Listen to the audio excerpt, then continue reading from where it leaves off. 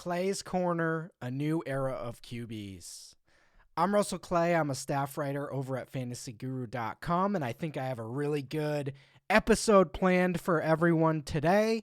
We're going to be talking about quarterbacks, eras, how they work, and how we should be evaluating the NFL landscape from both, maybe a dynasty perspective, also a season-long perspective, and how we sort of expect and evaluate landscapes over time. So I think we're going to have a great episode. If you guys like this video or find any of this information valuable, I'd love it if you'd give this video a like and also subscribe to the channel. If you're checking this out on fantasyguru.com, I really appreciate that, and hopefully I can provide some valuable information today. So without further ado, let's get into it.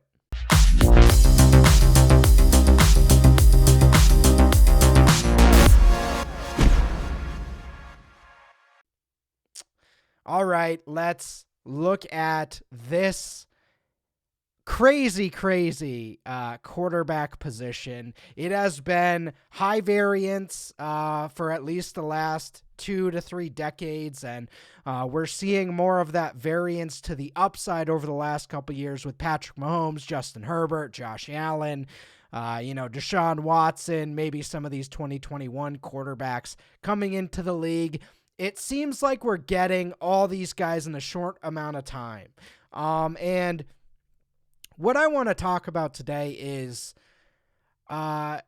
if that's the case, and also what we should be doing with this information from a fantasy football perspective. So the first thing I want to go into here, as you can already see, is our current quarterback landscape is going through a major makeover. We've had 1, 2, 3, 4, 5, 6, 7, 8, 9, 10, 11. Well, who knows how long Brady's going to play. Maybe he'll retire this year. Maybe he won't. But we have at least 9 quarterbacks in the last 5 years that have, tapered off. And were quarterbacks that essentially carried the quarterback landscape in the early 2000s into the 2010s. So we're looking at Ben Roethlisberger as the latest one, played almost 2 decades, 15 years as the Pittsburgh Steelers starting quarterback. We had Alex Smith, who, many people don't like very much, but the guy played over a decade in the NFL and was a starting quarterback for over a decade. Phillip Rivers was a prolific passing quarterback for almost 2 decades. Same thing with Drew Brees, came into the league in early to mid 2000s. And we look at Eli Manning, Carson Palmer, Jay Cutler, Tony Romo, Peyton Manning. I mean, these guys were staples of the quarterback position from the mid 2000s to the, we see the years they retired. And because almost all of them went out with a whimper, Drew Brees in 2020 was not Drew Brees anymore. Phillip Rivers in 2020 was all right, but not Drew Brees anymore. Alex Smith coming off that horrible leg injury. Then we had Ben Roethlisberger, looked just a shell of himself. And, I put Joe Flacco here. He didn't retire in 2019, but that's the year he stopped being a starter. And, we could kind of see this coming around 2017. We started to lose Manning, Romo, Cutler, Palmer, who were guys that, again, staples of the NFL in general, kind of gone. And, as we move forward, we don't necessarily need to have players to replace the guys leaving.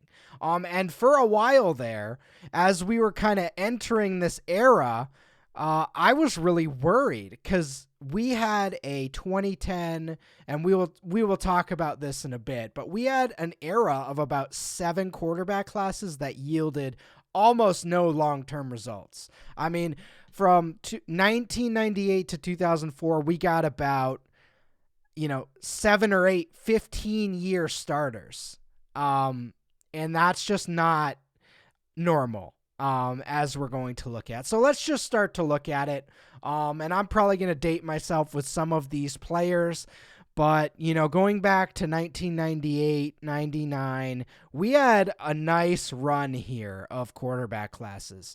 In 98, we got Peyton and Kurt Warner, who obviously both became incredible quarterbacks, with Peyton becoming one of the best ever. Dante Culpepper, was hit or miss for many years there, but certainly had some high highs.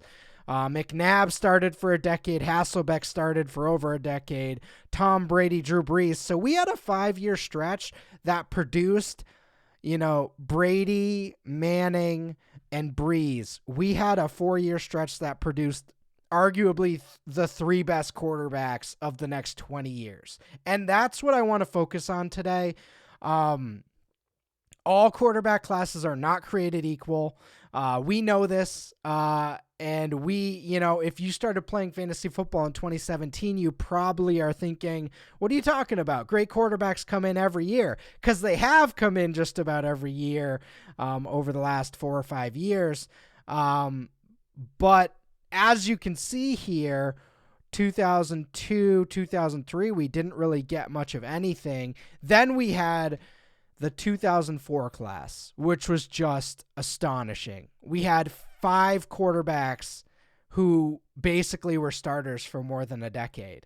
And we basically milked this bone, or I guess we can say we milked this udder of the cow for a very long time. This set of quarterback classes, 2004 and then 98 to 2001, that was the base of the NFL for 2 decades. And we're just starting to see that relieve itself now. Clearly, Brady's still at the top of his game in general, but most of the time, that's not the way things go. We do not see most quarterbacks last 2 decades. That's just what we got used to. So we saw this golden age era of quarterbacks, and I suggest everyone who's watching this to go do their due diligence on this era. Just an outrageous run. And then we kind of get into this, mid-tier of 2005 to 2009. So 5 quarterback classes. 2005, we got Rodgers. 2006, we got Jay Cutler. 2008, we got Matt Ryan and Joe Flacco. And 2009, we got Stafford. So we got 1 Hall of Famer. And then we got Ryan and Stafford, who are solid. But as you can see, this is 5 rookie classes that we got 1 quarterback who became an all-time player. And that was a total difference than the previous 7 years that provided Hall of Famers almost every year.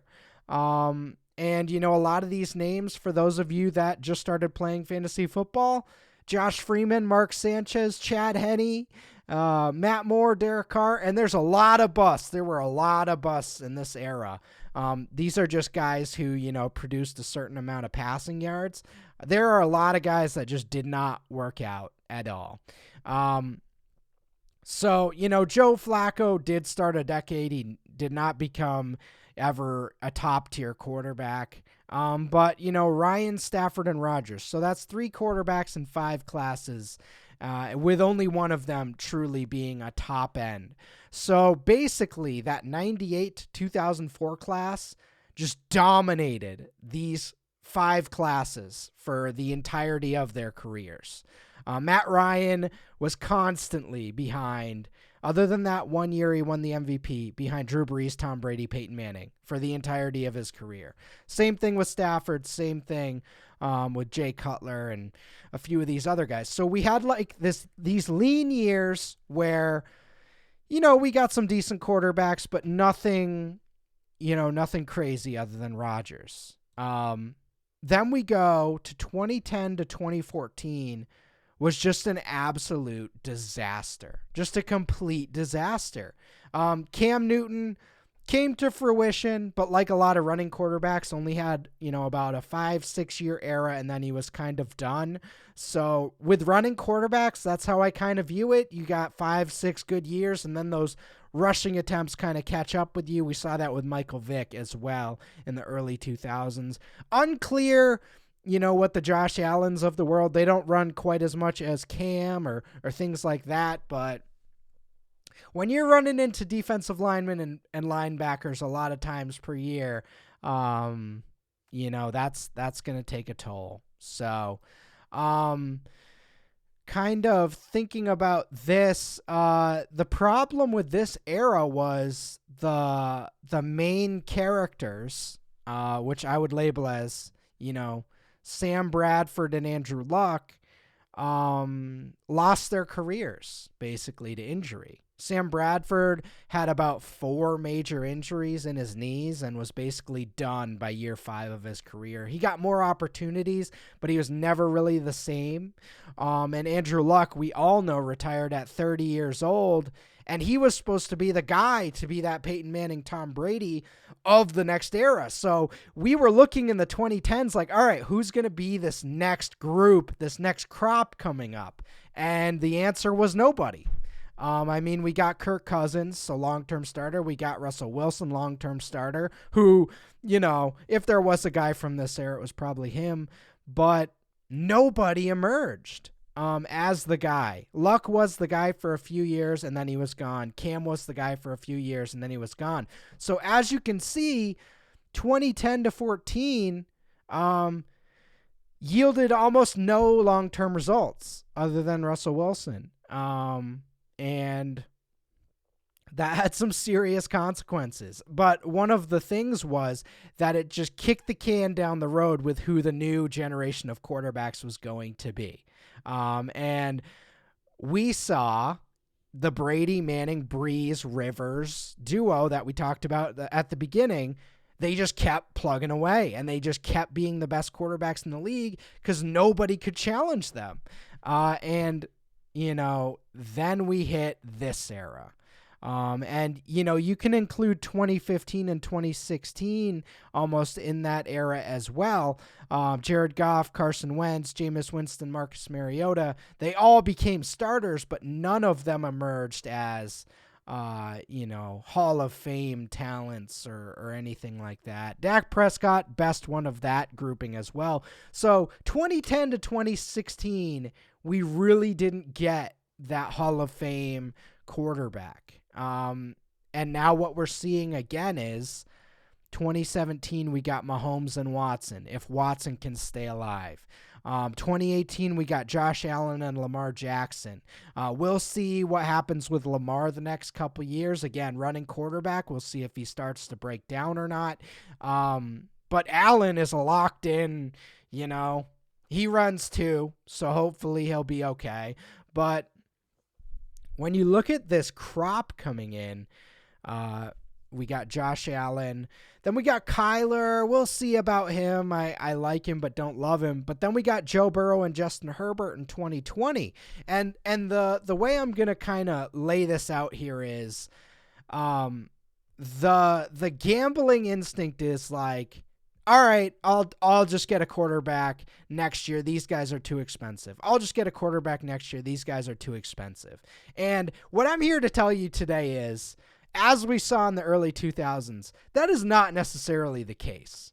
Herbert, Burrow, Allen, Mahomes, Watson, feels like those are going to be the guys, barring injuries, that are going to be the guys for the next 15 years. And so if you're playing in a dynasty league, you really need to think about that.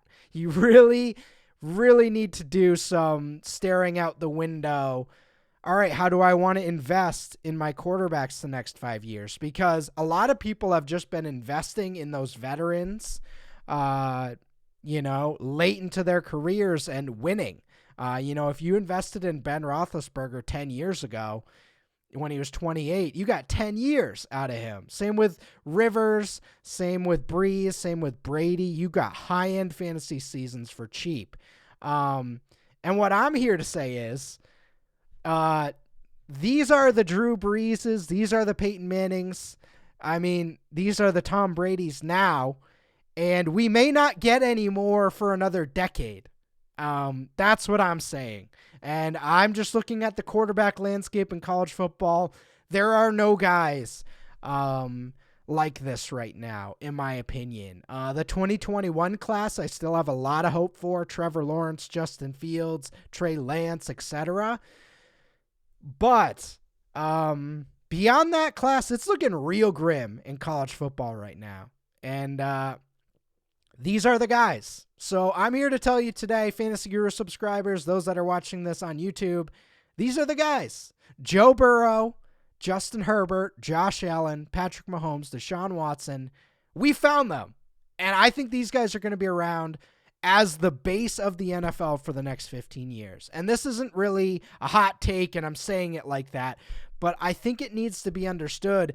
You're not going to get these guys in your rookie drafts, over the next 3 to 5 years.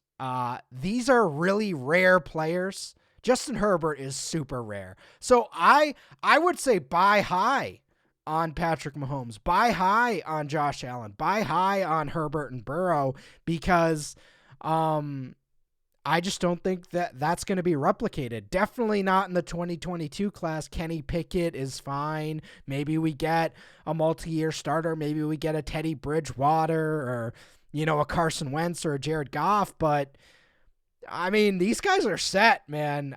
It's going to be really hard to unseat Mahomes, Allen, Herbert, and Burrow, and Watson if he can get back in there. So I just wanted to share that context today to make the point that quarterback classes are not created equal.